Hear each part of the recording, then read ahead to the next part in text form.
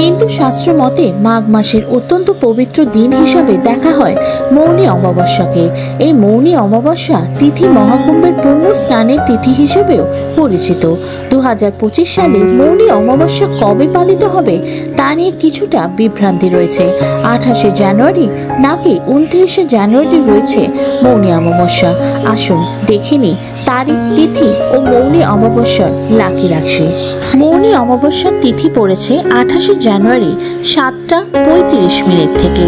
এই তিথি শেষ হবে 29শে জানুয়ারি 2025 সন্ধ্যায়। সেদিন সন্ধ্যা 6টা 5 এই তিথি শেষ হবে। ফলে মৌনী অমাবস্যা 29শে জানুয়ারিতেই পালিত হবে। দেখা যাক এই মৌনী অমাবস্যার লাকি রাশি কারা। মৌনী অমাবস্যার দিনটি মেষ রাশির জাতকদের জন্য শুভ হবে। এই দিনে আপনি আপনার একটি স্বপ্ন পূরণ করতে পারেন। আপনি আপনার লক্ষ্য অর্জনে সফল হবেন।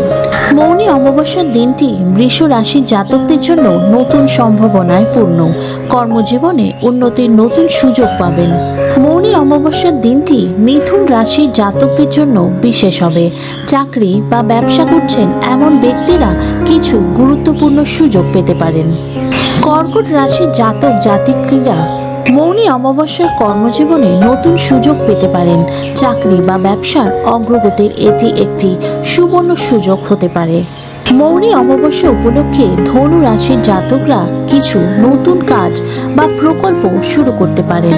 এটি আপনার জন্য শুভ হবে। মৌনী অমাবস্যার দিনে মীন রাশির জাতক জাতিকেরা যশ ও গৌরব বৃদ্ধি পাবে। ব্যবসায়ীরা নতুন সুযোগ পাবে। এই দিনে আপনি একটি অংশীদারিত্ব বা চুক্তি পেতে পারেন।